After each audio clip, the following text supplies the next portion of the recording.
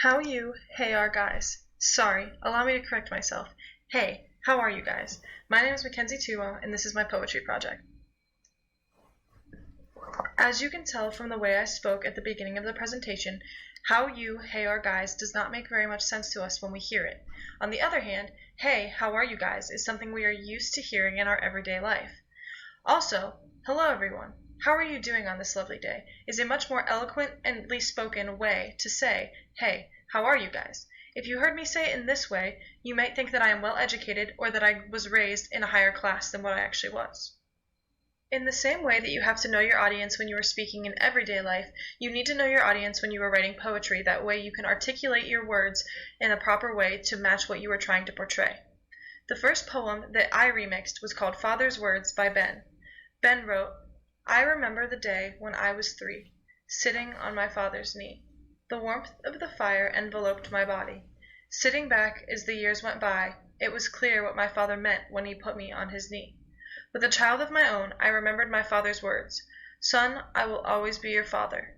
With my son on my knee in front of a warm fire, indulging in my favorite pastime, I said the same words to my son of 3. Son, I will always be your father.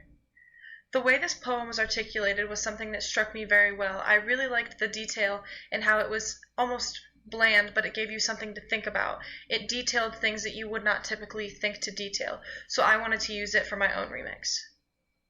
For my remix, I added more spaces to create pauses when you are speaking, and I decided to use repetition and rhyming just to help it flow a little better out of the mouth when you say it. So my remix goes as follows.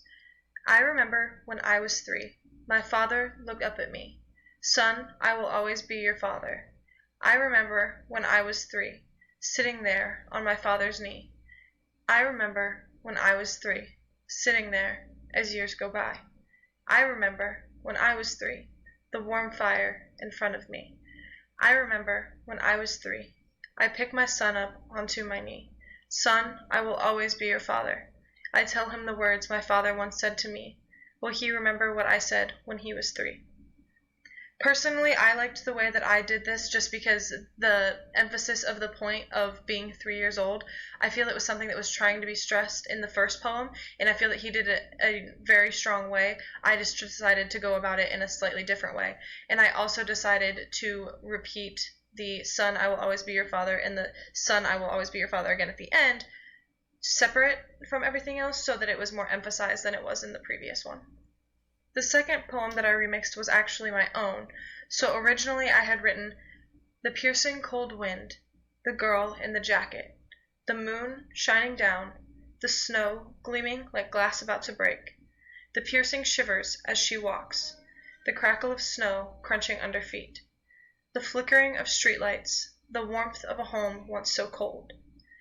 I felt that this original poem was decent. It had a plot twist at the end. It gave you something to think about. The multivalence in the last line of the warmth of a once so cold, it just creates an image that could mean multiple different things and leaves it up to the reader's imagination. However, when discussing with Professor Thiel, we decided that I needed to add more imagery just to help better create the image in the reader's mind. Therefore, what I created was the piercing cold wind, the girl in the purple jacket, the sparkling moon shining down, the piercing shivers as she walks, the snow gleaming like glass about to break, the flickering of old streetlights, the crackle of snow crunching under feet, the warmth of a home once so cold. This poem is better just because of the imagery it creates, a stronger image in the head, the piercing shivers as she walks. It's just a lot darker and then creates a deeper meaning than what the original poem did. What inspired my choices was a lot of the poems on familyfriendspoems.com, but one that I specifically was drawn to is called Thinking of You Always, When Do I Think of You? It is a true love poem by Sherry Hildebrand, so I will read a couple of the stanzas. It says, I think of you in the morning, before the sun rises, when in the still of the darkness my heart feels your presence. Your love, your tenderness, your slow rhythmic breathing as you sleep, and I am at peace.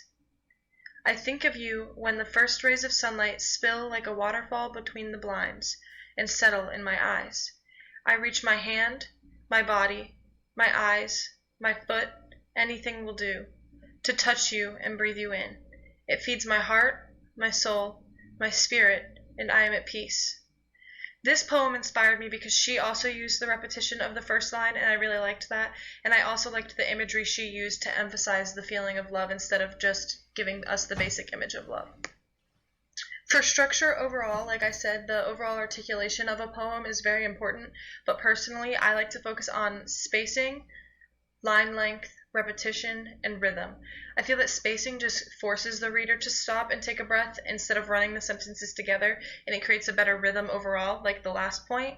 But the line length can also do that, especially if you switch between like long line lengths and short line lengths. It just creates a differentiating structure that makes it flow better off the tongue. The repetition is something I also like. I think it gives the reader something that keeps them intrigued the entire time, so I try to focus on that. Whereas assonance and consonants, I do not really focus on those or meter as much because personally, I feel that it stops the creative flow and I just let that rhythm happen on its own as the words come to mind.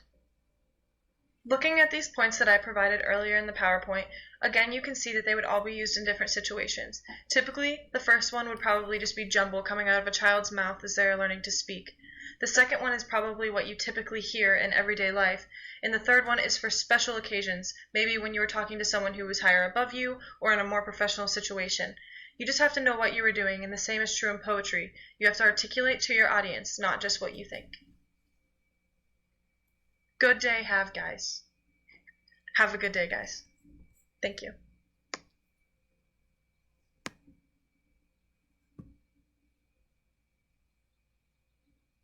And this is the citation that I used for the poem in my presentation.